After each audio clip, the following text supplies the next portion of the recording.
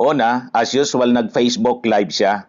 Pero kanina, after ng kanyang Facebook Live, sumugod na siya doon sa People Power Monument sa EDSA para doon na siya mismo magsalita.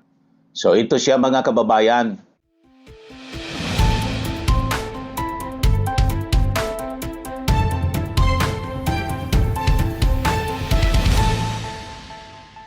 Hello po mga kababayan, si Dante Maravillas. So I think lumalala yung sitwasyon. Tama yung loda natin mga kababayan na ito ay isang attempt ng mga DDS. Front lang nila yung rally para kay Marcoleta, in support daw kay Marcoleta. Dahil sa plunder case na gustong ipa-file pa nga lang. Pero nakikita natin na ang agenda nila ay mag-stage ng people power para mga kababayan, masabotage nila yung impeachment trial laban kay Sara Duterte. That is the ultimate objective mga kababayan lumalabas sa ngayon. Tanggalin ang ating Pangulong Bongbong Marcos, iupo si Sara Duterte. Yung mga DDS kasi mga kababayan na mga politicians tulad ni Alan Peter Cayetano, pumunta na ngayon sa EDSA. Kanina, nauna si Leandro Liviste. Alam naman natin kung ano ang yung grupo na sinusupport ni Leandro Liviste, yung anak ni Loren. Ito na yung panawagan, mga kababayan, pumunta sa People Power Monument si Alan Peter Cayetano. Ito yung kanyang panawagan, iharang ang ating katawan. Alan Peter Cayetano urged Filipinos to join peaceful protest against what he described as injustice amid INC rally, sabi dito sa balita ng Manila Bulletin. Una, as usual, nag-Facebook Live siya. Pero kanina, after ng kanyang Facebook Live, sumugod na siya doon sa People Power Monument sa EDSA para doon na siya mismo magsalita. So ito siya mga kababayan. Pumunta siya mga kababayan doon sa EDSA People Power Monument. Sabi dito sa report ng Inquirer, Senate Minority Leader Alan Peter Cayetano attends the rally of Iglesia ni Cristo at the People Power Monument Tuesday afternoon. At nagsisigawan ngayon yung mga members ng Iglesia ni Cristo, wala daw uuwi hanggang hindi nagre-resign yung ating Pangulong Bongbong Marcos. So talagang ang objective nila, i-pressure yung ating Pangulong Bongbong Marcos na mag-resign para iupo si Sara Duterte. At kanina, nagsalita na rin po si Sara Duterte, nagpalabas siya ng statement in support dito sa INC rally. So makikita ninyo, mga kababayan, yung convergence. And I think yung ating Pangulong Bongbong Marcos, kailangan na niya na i-convene yung National Security Council. Kung kailangan po na i-declare yung national emergency, state of national emergency, or kung hindi, kahit po state of emergency sa Metro Manila para i-avert ang possible destabilization plot na pinaplano ngayon ng kampo ni Sara Duterte using ito pong rally na sinagawa mga kababayan ng INC. Ngayon po, binigyan ng permit na ng gobyerno yung rally ng INC sa EDSA People Power Monument. Ayan QCPD kinumpirma na mayroon ng permit ang protesta ng INC members hanggang bukas July 1. Sabi dito sa report ng GMA News, permit to rally ng mga miyembro ng Iglesia ni Cristo sa bahagi ng EDSA People Power Monument aprobado na hanggang bukas July 1. Hanggang 8 o'clock in the evening ayon sa Quezon City Police District. At sabi, inaasang mga 100,000 individuals ang dadalo sa pagtitipon. So ano niya, Mr. Maravillas, yung nangyari, parang na-pressure yung gobyerno na bigyan na lang ng permit. Yan po ang lumalabas. Kasi di ba, wala man sila dating permit. Ngayon, ayaw silang umalis doon, binigyan na lang ng permit. Pero ang sabi, hanggang bukas lang ng gabi. Nya what if anyan Mr. Maravillas hindi sila magsipag-alisan? Yun na siguro ang i-address ng national government in case binigyan sila ng pagkakataon kahit walang permit, binigyan na lang ng permit para hindi masabi na sinisikil yung kanilang karapatang mamahayag. So binigyan sila ng permit hanggang bukas ng gabi. Pero pag sumobra pa sila, siguro naman may nakanda ng aksyon yung ating national government, reason to disperse, and it will be justified kasi pinagbigyan na sila ng kanilang kahilingan, mga kababayan, na i-express nila yung kanilang karapatan na maglabas ng kanilang mga saloobin. Di ba po? Pero kung halimbawa, ang intention is destabilization, malamang sa malamang, magdeklara na po ng national emergency, state of national emergency yung ating gobyerno. Yung bus ni Chavit Singson, nakita na rin doon, mga kababayan, sa EDSA. So tama yung mga duda natin kung sino yung mga nagpupundo nito. The same group of politicians, mga kababayan. Yung bus ni Chavit ang namibigay ng pagkain, mga kababayan, at malamang nagpupundo nito. Yan o. Ayan o. Malinaw, mga kababayan, kung sino ang mga nasa likod nitong panggugulo dito sa ating bansa. O, ito si Alan Peter Cayetano kanina.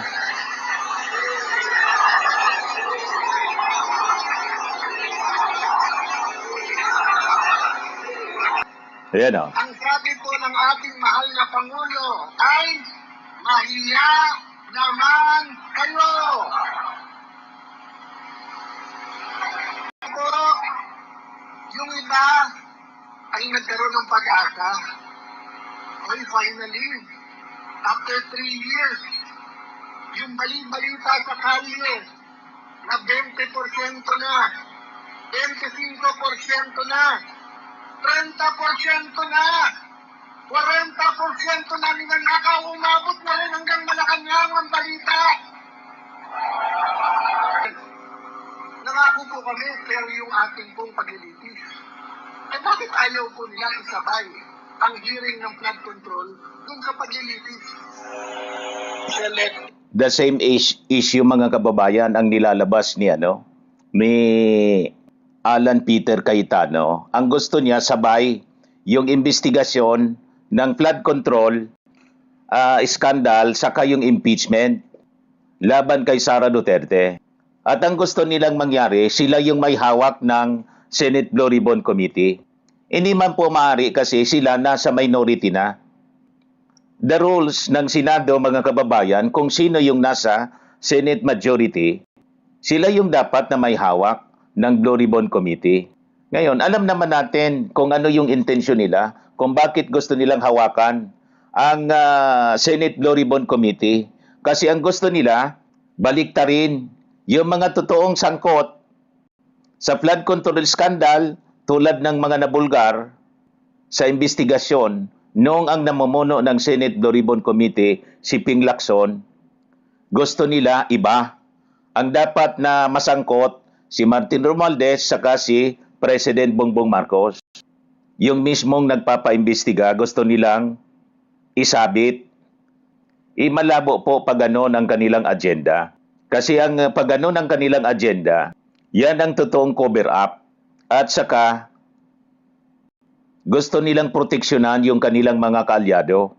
Malinaw naman po sa Senate investigation, mismong mula sa bibig ni Sara Diskaya, na yung massive flood control scandal nangyari panahon ni Digong.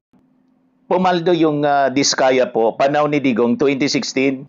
Yan ang gusto nila, mga kababayan, i-cover up.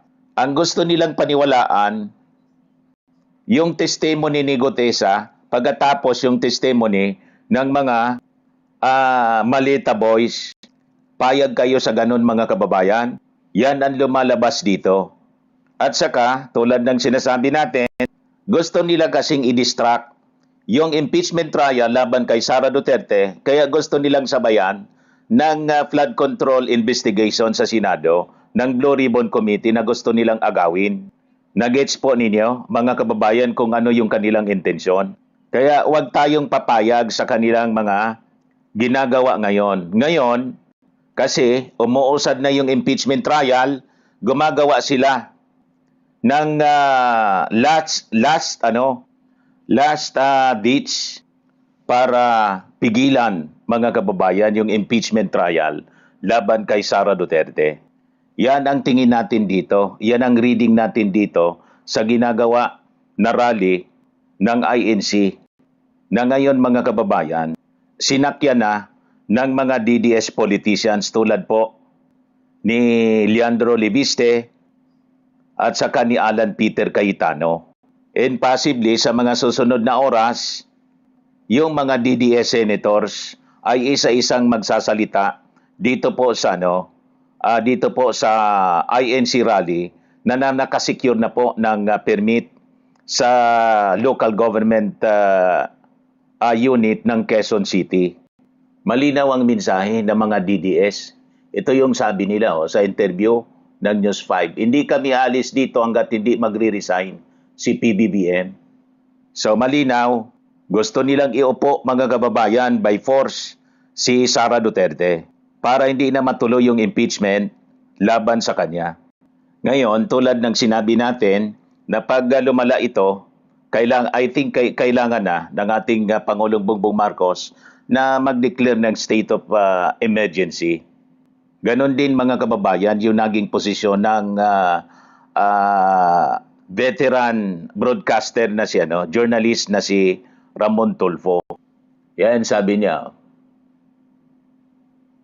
Sabi dito sa kanyang post, here's what former PNP Chief Art Lumibaw's take on the ongoing crisis. Sabi dito, if I were BBM, it's time to declare a state of emergency. Initially in Metro Manila only, and call on the armed forces in the PNP to be on standby alert to suppress violence in case it erupts.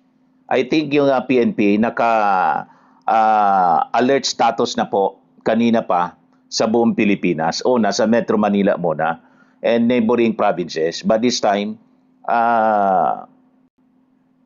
dineclare na rin po sa buong Pilipinas na, mga kababayan. There's a precedence to this. If you recall, in February 2006, there were persistent rumors, and as Chief PNP, I monitored the PNP staff preparing to march to EDSA. Ngayon, sabi ni Chief PNP Lumibaw, PGMA called us to Malacanang in the middle of the night for an emergency meeting because she was in receipt also of a hot information that Danny Lim plus a few others, including SAF Commander Bong Franco, were in the office of the CS Chief of Staff of the Armed Forces, convincing my Mista, Jean Senga, to join them. I called Bong and inquired where he was. And when he told me that he was in the Chief of Staff office, I relieved him right away on the phone. Then phoned General Boying Alarcio, the PNP Director for Operations, a former SAF trooper, to take over. I then instructed Region 4A Commander General Noble to block the SAF gate with his V-150 to prevent troopers going out while Boying was on his way to the SAF headquarters in Laguna, sabi po ni Lumibaw. Good thing also, General Senga did not join them. My take on the situation in EDSA now is this might escalate, bringing together all organized anti-BBM forces, which could precipitate another people power. But I don't think it will succeed because the military and police don't look kindly of BP Sara, neither the Catholic Church and civil society. Kaya lang, violence might turn unmanageable kawawa ang tao at ang bansa, sabi po ni General Lumibaw. Siya po mga kababayan yung nag-suggest. Dati siya na PNP chief. And I think kaya nga po kinancel ng ating Pangulong Bongbong Marcos yung kanyang mga activities ngayong araw. Possibly, yun na yung kanyang ginagawa ngayon. Kausap siguro yung kanyang mga national security advisors para ma-preempt itong last attempt ng kampo ni Sara Duterte para isabotage yung impeachment trial, manggulo at saka mga kababayan, subukan na agawin ang posisyon, i-destabilize ang ating gobyerno sa pamamagitan po ng paglunsad ng another EDSA people power. Malinaw po ang kanilang intensyon sa ginagawa nila sa ngayon. Kasi nga po, napakalakas ng ebidensya laban po sa Vice Presidente. And I think, hindi lang local organizations ang nasa likod nito. Malamang sa malamang, may foreign power na nagpupundo nito mga kababayan. At alam na ninyo kung anong foreign power ang possibly nasa likod nito. So mag-ingat po tayo mga kababayan na makisali dito po sa destabilization na ginagawa ng mga taong ito para pagtakpan yung corruption mga kababayan na kanila pong kinasangkutan.